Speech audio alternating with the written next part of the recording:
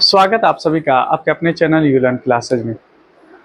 आज की वीडियो में हम लोग केमिस्ट्री के पहले चैप्टर यानी जिसका नाम रासायनिक अभिक्रिया एवं समीकरण है, इनके ऑब्जेक्टिव क्वेश्चन करने वाले और बहुत ही ज़्यादा इम्पोर्टेंट है क्योंकि 2027 के अगर हम देखें नज़रिए से बहुत ही ज़्यादा इम्पोर्टेंट है।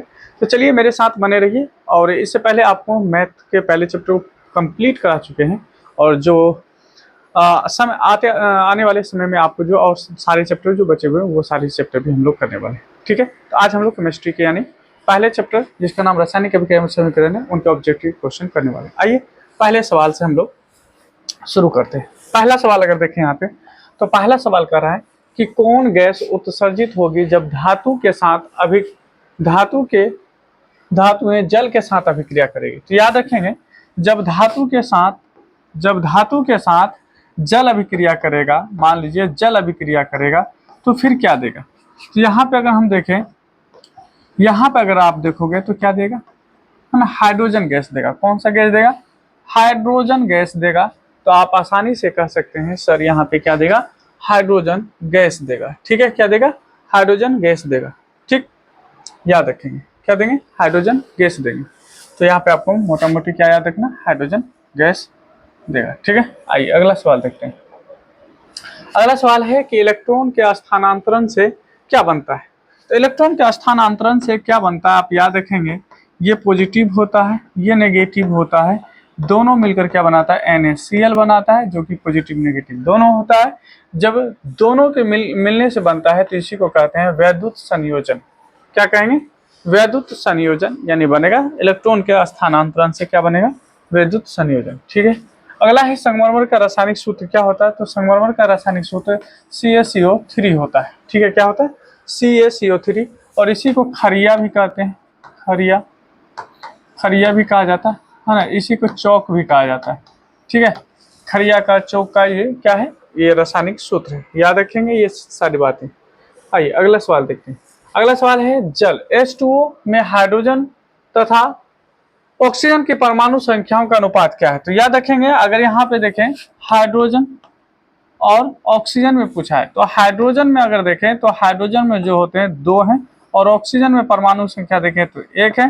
तो पहले हाइड्रोजन है फिर ऑक्सीजन है, तो 2:1 होगा, जो कि ऑप्शन नंबर यानी आपको बी में दे रखा है। ठीक है, आइए अगले सवाल को देखते हैं। अगला सवाल क्या है कि श्वसन किस प्रकार की रासायनिक अभिक्रिया। तो याद रखेंगे श्वसन जो है कैसी रासायनिक अभिक्रिया है। तो श्वसन जब हम सांस लेते हैं और सांस छोड़ते हैं, सांस लेते हैं और छोड़ते हैं, उसको उष्मा, है ना, क्षेपी रासायनिक अभिक्रिया कहते हैं। क्यों? क्योंकि इसमें जो उष्मा निकलता है, जब आप सांस लेके सांस छोड़ते हैं, आप अपने हथेली को नाक के पास लेके जाएं तो गर्माहट महसूस होगी, इसीलिए इसे कहेंगे उष्मा क्षेपी अभिक्रिया। उष्मा क्षेपी रासायनिक अभिक्रिया किसे कहते हैं? तो याद रखेंगे कि वह रासायनिक अभिक्रिया जिसमें उत्पाद के साथ उष्मा बनता है, उष्मा बनता है इसलिए उसको उष्मा क्षेपी कहा जाता है। याद रखेंगे कहता साग सब्जी विघटित होकर कंपोस्ट बनना कि, है ना, किस अभिक्रिया का यानी ये उदाहरण माना जाता है। तो याद रखेंगे जब हम साग सब्जी को भी रखते हैं तो वो भी क्या होता है, जब कंपोस्ट बनता है तो कंपोस्ट बनने के दरमियान उसमें एनर्जी बनता है, उष्मा बनता है, हीट बनता है, इसलिए इसको उष्मा क्षेपी अभिक्रिया कहा जाता है। राइट, आइए आगे बढ़ते हैं। अगला सवाल अगर देखें तो कहता है नीचे दी गई अभिक्रिया में कौन सा कथन सही है, कौन सा कथन सही है। अच्छा यहाँ पे देखेंगे, है ना, देखो कॉपर और यहाँ कॉपर में ऑक्सीजन जुट रहा है। अगर कॉपर में ऑक्सीजन जुट रहा है तो इसको हम लोग कहते हैं, क्या चीज कहते हैं, ऑक्सीकरण कहते हैं। क्या कहते हैं, या उपचयन कह सकते हैं। वो रासायनिक अभिक्रिया जिसमें ऑक्सीजन का वृद्धि होता है उसे उपचयन अभिक्रिया कहते हैं। तो किसका है ना, या फिर उसको ऑक्सीजन भी कहा जाता है, ऑक्सीकरण भी कहते हैं। क्या कहते हैं, ऑक्सीकरण भी। उपचयन और ऑक्सीकरण, जिसमें हाइड्रोजन जुटेगा उसको, हाइड्रोजन था यहाँ पे, सॉरी यहाँ पे था ऑक्सीजन। जब किसी पदार्थ में ऑक्सीजन जुड़ता है तो उसको हम लोग उपचयन अभिक्रिया या उसी को ऑक्सीकरण अभिक्रिया कहते हैं। तो किस में जुट रहा है, तो यहाँ याद रखेंगे कॉपर में जुट रहा है तो कॉपर का ऑक्सीकरण हो रहा है। यहाँ पे हमारा आंसर हो जाएगा ऑप्शन ए। ठीक है, आइए अगला सवाल देखिए। अगला सवाल कह रहा है यहाँ पे कि सिल्वर क्लोराइड का रंग कैसा होता है। तो सिल्वर क्लोराइड का रंग कैसा होगा, याद रखेंगे सिल्वर क्लोराइड का यहाँ पे रंग हो जाएगा कैसा, श्वेत। लेकिन इसी को अगर, है ना, प्रकाश में रख दें, किस में रख दें, प्रकाश में रख दें, धूप में रख दें तो फिर इसका रंग काला हो जाता है। ठीक है, याद रखेंगे। आइए अगला सवाल देखिए। अगला सवाल है कि यहाँ पे कि कॉपर ऑक्साइड की अभिक्रिया जल के साथ कराई जाती है तो कॉपर और जल बनता है। तो देखिए इसमें से ऑक्सीजन हट रहा है, जब ऑक्सीजन हटेगा तो अपचयन अभिक्रिया, अपचयन अभिक्रिया क्या होगा, अपचयन अभिक्रिया होगा। तो यहाँ पे ध्यान देंगे क्या हो रहा है, यहाँ पे कह रहा है कि किस प्रकार की अभिक्रिया है। तो इसमें देखेंगे अपचयन अभिक्रिया हो रहा है। कौन सा अभिक्रिया हो रहा है, अपचयन अभिक्रिया हो रहा है, ठीक है। लेकिन याद रखेंगे, हाँ सही है ना, अपचयन अभिक्रिया हो रहा है, ठीक है। आइए आगे बढ़ते हैं। अगला है कि समीकरण CaCO3 ये टूटकर CaO और CO2 बन रहा है। तो वह रासायनिक अभिक्रिया जिसमें एक पदार्थ टूटकर दो या दो से अधिक उत्पाद का निर्माण करता है उसे हम लोग क्या कहते हैं, वियोजन अभिक्रिया कहते हैं, या उसी को अपघटन अभिक्रिया भी कहा जाता है। ऑप्शन यहाँ पे आपका पहला हो जाएगा। अगला सवाल देखेंगे, कहता है निम्नलिखित अभिक्रिया में कौन विस्थापन अभिक्रिया। अच्छा, विस्थापन अभिक्रिया क्या होता है, जिसमें अधिक क्रियाशील तत्व जो होता है कम क्रियाशील तत्व को विस्थापित कर देता है। तो अधिक क्रियाशील तत्व देखो इसमें ये तो टूट रहा है, तो यहाँ पे ऐसे होना चाहिए, यहाँ पे टूट रहा है तो ये वियोजन होगा। यहाँ पे देखिए CaO और HCl, यहाँ पे Ca है ना, CaCl बना लिया और H2 बना लिया, ठीक है। तो ये आपका नहीं होगा, क्यों, क्योंकि ये देखिए इसमें से ऑक्सीजन हटकर इसमें ऑक्सीजन जुटा है तो ये उपचयन अभिक्रिया हो जाएगा।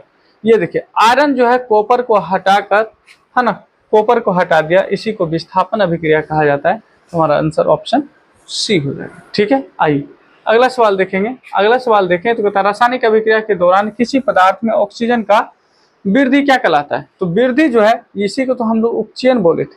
अगर ऑक्सीजन जुट रहा है, क्या जुट रहा है, ऑक्सीजन, ऑक्सीजन अगर जुट रहा है तो फिर कहेंगे यहाँ पे उपचयन। अगर यहीं पे हाइड्रोजन के बारे में बात करता तब आता आपका अपचयन, राइट।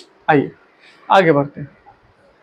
अगला सवाल है, एक भूरे रंग का जो है चमकदार X को वायु की उपस्थिति में गर्म किया जाता है, गर्म है ना, गर्म है ना करने पर वह काले रंग का हो जाता है। तो X क्या है, तो वो कॉपर होगा। क्या होगा, कॉपर को जब आप यानी गर्म करोगे तो वो काले रंग की हो जाता है, ठीक है। ये पदार्थ क्या होगा, कॉपर होगा।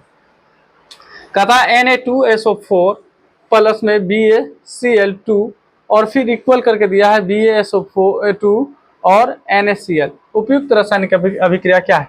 तो याद रखेंगे जब भी ऐसा अगर आ जाए, क्यों देखिए बेरियम सल्फेट जहां पे आ जाए, ये बेरियम सल्फेट जो होता है अवक्षेप होता है। अवक्षेप क्या होता है, ठोस पदार्थ जो पानी के अंदर है ना नहीं घुलता है, ये एक ठोस पदार्थ होता है। क्या होता है, ठोस होता है और ये पानी के अंदर नहीं घुलता है, इसको आप इसीलिए उसको अपक्षेप कहते हैं। जब ये अपक्षेप है तो अपक्षेपण अभिक्रिया होना चाहिए। अच्छा, कहीं पर अपक्षेपण अभिक्रिया नहीं है, लेकिन यहाँ देखिए अपने आयनों का आदान प्रदान क्या है, ये है पॉजिटिव, है ना, याद रखेंगे, और ये है नेगेटिव। तो यहाँ देखिए क्या बनाया, NaCl, जब अपने आयनों का आदान प्रदान कर दे तो उसी को कहते हैं द्विविस्थापन अभिक्रिया। तो हम द्विविस्थापन अभिक्रिया के साथ जाते जाएंगे आप, नहीं तो ये अपक्षेपण अभिक्रिया भी कहलाता है। अपक्षेपण अभिक्रिया इस ऑप्शन में है ही नहीं, ठीक है। आइए अगला सवाल देखते हैं। अगला सवाल कहता है जिंक तथा सल्फ्यूरिक अम्ल के बीच अभिक्रिया कौन सी, हाँ, तो कौन सी गैस निकलती है। तो जिंक को अगर हम सल्फ्यूरिक अम्ल के साथ अभिक्रिया करा दें तो यहाँ पे क्या बनेगा, याद रखेंगे, जिंक सल्फेट बनाएगा और साथ ही साथ हाइड्रोजन गैस बनाएगा। कौन सा गैस बनाएगा, हाइड्रोजन गैस बनाएगा। ऑप्शन सी हमारा सही आंसर है। क्या है, ऑप्शन सी हमारा सही आंसर है। आगे कहता है कि रासायनिक अभिक्रिया में भाग लेने वाले पदार्थ को क्या कहते हैं। तो रासायनिक अभिक्रिया में भाग लेने वाले पदार्थ को अभिकारक कहते हैं। क्या कहते हैं, अभिकारक कहते हैं, ठीक है। आइए अगला सवाल है कि समीकरण H, और यहाँ पे अगर लिख के ही दिखाए H यानी हाइड्रोजन को ऑक्सीजन के साथ अभिक्रिया कराया तो जल बनाया है। क्या बनाया, जल बनाया। पहली बात तो यहाँ देखिए दो पदार्थ मिलकर अगर एक बना रहा है तो इसको संयोजन भी कहेंगे, और हाइड्रोजन में ऑक्सीजन जुट रहा है तो उपचयन भी कहेंगे, है ना। साथ ही साथ यहाँ पे क्या दिया है, संयोजन दिया है, तो संयोजन ही जाएंगे। संयोजन क्या होता है, तो संयोजन वो रासायनिक अभिक्रिया होता है जिसमें दो या दो से अधिक पदार्थ जुड़कर केवल एक उत्पाद का निर्माण करेगा। कितने उत्पाद का, एक उत्पाद का निर्माण करेगा, तो इसको संयोजन कहेंगे, ठीक है। आइए आगे देखते हैं। प्रकाश संश्लेषण अभिक्रिया में ऑक्सीजन बाहर निकलता है। बाहर निकलता है, कहाँ से निकलता है, ये पूछा जा रहा है, कहाँ से निकलता है, ठीक है। तो देखिए क्योंकि हम लोग जानते हैं कि प्रकाश रासायनिक अभिक्रिया में ऑक्सीजन जो बाहर निकलता है, ये निकलता कहाँ से, तो जब यहाँ पे आप देखेंगे जल से निकलेगा। कहाँ से निकलेगा? जल से निकलेगा, है ना, जल से ही निकलेगा, याद रखेंगे, जल से निकलेगा। आइए आगे देखते हैं। कहता है निम्न में से कौन सा उत्पाद जो लेड नाइट्रेट को गर्म करने पर यानी प्राप्त होगा। जब लेड नाइट्रेट को आप गर्म करोगे तो फिर आपको क्या मिलेगा? ये दो दो ऑप्शन एक ही जैसा क्यों? दोनों ऑप्शन एक ही जैसा है तो यहाँ पे ये दोनों हो जाएगा, क्योंकि दोनों ऑप्शन सेम ही सेम है, तो यही दोनों हो जाएगा, है ना। लेड नाइट्रेट को जब गर्म किया जाता है NO2 और O2 यानी प्राप्त होता है, याद रखेंगे, दोनों प्राप्त होता है। ठीक है, अगला सवाल देखिए। कहता है लोहा से जिंक को लेपित करने की अभिक्रिया क्या कहते हैं? तो इसको हम लोग गैल्वेनीकरण कहते हैं। ठीक है, कौन सा कहते हैं? गैल्वेनीकरण कहा जाता है। जब लोहा से जिंक को लेपित किया जाता है तो इसे हम लोग गैल्वेनीकरण कहते हैं। ठीक है, आगे आइए। कहता है जिंक ऑक्साइड की अभिक्रिया जब कार्बन से कराई जाती है तो जिंक और कार्बन अलग हो जाता है। अच्छा, याद रखेंगे यहाँ पे जिंक में से ऑक्सीजन हट रहा है तो ये उपचयित हो रहा है, यानी अपचयित हो रहा है, अपचयित हो रहा है। क्या हो रहा है? अपचयित हो रहा है। कौन अपचयित हो रहा है? जिंक अपचयित हो रहा है। लेकिन कार्बन में जुट रहा है ऑक्सीजन तो ये उपचयित हो रहा है, उपचयित हो रहा है। क्या हो रहा है? उपचयित हो रहा है, उपचयित, समझ जाइएगा, उपचयित है। कहता है कार्बन उपचयित हो रहा है, नहीं, कार्बन तो अपचयित हो रहा है। कार्बन क्या हो रहा है? अपचयित हो रहा है, गलत है। जिंक, है ना, कहता है जिंक ऑक्साइड उपचयित हो रहा है, कार्बन अपचयित हो रहा है, तो नहीं, कार्बन अपचयित नहीं, उपचयित हो रहा था। कार्बन मोनोऑक्साइड, है ना, कार्बन मोनोऑक्साइड उपचयित हो रहा है। कार्बन मोनोऑक्साइड, ऑक्साइड तो है नहीं, कार्बन मोनोऑक्साइड के लिए CO होना चाहिए, ये भी गलत, है ना, ये भी गलत। तो जिंक जो ऑक्साइड है ये क्या हो रहा है? सॉरी, ये उपचयित अपचयित हो रहा है ना, तो ये नहीं होगा, ये नहीं होगा, ये होगा। कार्बन क्या हो रहा है? ये तो पूरा का पूरा है। कार्बन उपचयित हो रहा है, सही, पहला ही सही है। हम क्या कर रहे हैं? पहला ही सही है, क्योंकि कार्बन उपचयित हो रहा है। देखिए जिसमें ऑक्सीजन जुड़ता है वो उसी को कहते हैं ना उपचयित होना। तो कार्बन क्या हो रहा है? उपचयित हो रहा है। ठीक है, कार्बन क्या हो रहा है? उपचयित हो रहा है। आइए आगे देखिए। कहता है जिंक तथा लेड कॉपर की अपेक्षा क्या है? जिंक जो है लेड और कॉपर की अपेक्षा, है ना, क्या है? तो ये अधिक क्रियाशील है। क्या है? अधिक क्रियाशील है, याद रखेंगे, अधिक क्रियाशील है। आगे बढ़िए। कहता है यहाँ पे कि वे अभिक्रियाएं जिनमें अभिकारकों के बीच आयनों का आदान प्रदान होता है उसे द्विविस्थापन अभिक्रिया कहते हैं। क्या कहते हैं? उसे द्विविस्थापन अभिक्रिया कहते हैं। आगे देखेंगे। अगला है कि जब मैग्नीशियम की अभिक्रिया ऑक्सीजन से कराई जाती है तो मैग्नीशियम ऑक्साइड बनता है। दो बात, दो मिलकर एक बनाए तो संयोजन अभिक्रिया होगा। अगर संयोजन अभिक्रिया है तो वो भी सही होगा, नहीं तो आप ये कहेंगे कि यहाँ पे मैग्नीशियम में ऑक्सीजन जुट रहा है तो ये जो है क्या हो रहा है ना, ऑक्सीकरण हो रहा है या उपचयित हो रहा है, दोनों कह सकते हैं। तो यहाँ पे आपको ऐसा उपचयन और अपचयन वाली कोई बात नहीं है, तो संयोजन अभिक्रिया के साथ जाएंगे। ठीक है, आगे बढ़िए। ऐसी अभिक्रिया जिनमें दो या दो से अधिक अभिकारक मिलकर क्या करता है? एकल उत्पाद बनाता है, तो उसको संयोजन, अभी जस्ट बताए थे, कौन सा अभिक्रिया कहलाएगा? संयोजन अभिक्रिया कहलाएगा। आगे कहता है कि मैग्नीशियम रिबन के दहन होने पर किस प्रकृति का लोह उत्सर्जित होता है? तो याद रखेंगे ये श्वेत चमकदार होगा, सफेद चमकदार होगा। ठीक है, जैसे वेल्डिंग करने वाले को आप देखे होंगे, जो वेल्डिंग करता है तो कितना चमकता है, वैसा ही मैग्नीशियम के फीता को जलाने पर होता है। धात्विक ऑक्साइड को किस प्रकार के ऑक्साइड कहा जाता है? अच्छा, धात्विक ऑक्साइड जो होता है, याद रखना, धातु के ऑक्साइड, जो धातु के ऑक्साइड होते हैं इसको कहते हैं हम लोग क्षारीय प्रकृति का होता है। कैसा होता है? क्षारीय प्रकृति का होता है ना। तो याद रखेंगे ये कैसा होता है? क्षारीय प्रकृति का होता है। कैसा होता है? क्षारीय प्रकृति का होता है। अरे कहीं से कहीं क्षारीय प्रकृति का होता है। यही अधातु होता तो अम्लीय प्रकृति का होता। कहता अधात्विक ऑक्साइड कैसा होता है? तो ये आ गया, अम्लीय प्रकृति का होता है। कैसा होता है? अम्लीय प्रकृति का होता है। ये भी आपको याद रखना है। ठीक है, निम्नलिखित में कौन ऑक्सीकारक है? निम्नलिखित में कौन ऑक्सीकारक है? ऑक्सीकारक जिसमें ऑक्सीजन होगा। ऑक्सीकारक कौन होगा? ये है ऑक्सीकारक, CO2 ऑक्सीकारक है। ठीक है, आइए आगे कहता है निम्नलिखित में कौन अवकारक गुण को प्रदर्शित करेगा? तो अवकारक जिसमें हाइड्रोजन नहीं होगा अवकारक गुण को दिखाएगा। ठीक है, आइए अगला सवाल है समीकरण यानी Cu+O2, यानी यहाँ पे कॉपर की अभिक्रिया ऑक्सीजन से कराई जाती है तो कॉपर ऑक्साइड बनता है। तो दो बात, दोनों जुड़ा है तो संयोजन भी होगा जो कि ऑप्शन में नहीं है। और ऑक्सीजन जुट रहा है तो कॉपर क्या हो रहा है, उपचयित हो रहा है। उपचयित यानी ऑक्सीकरण हो रहा है, यहाँ पे ऑक्सीकरण हमारा, क्योंकि उपचयन और ऑक्सीकरण दोनों एक ही बात होती है। ठीक है, आइए आगे देखते हैं। अभिक्रिया यानी Fe2O3 की अभिक्रिया जो है एल्युमिनियम से कराई जाती है, तो Al2O3 और Fe बनता है। कहता है ये कौन सा अभिक्रिया, तो आप देखेंगे आयरन से ज्यादा कौन है क्रियाशील, Al है। क्या कहता है, एल्युमिनियम आयरन को हटा दिया, विस्थापित कर दिया, इसको विस्थापन अभिक्रिया कहेंगे। क्या कहेंगे, विस्थापन अभिक्रिया कहेंगे।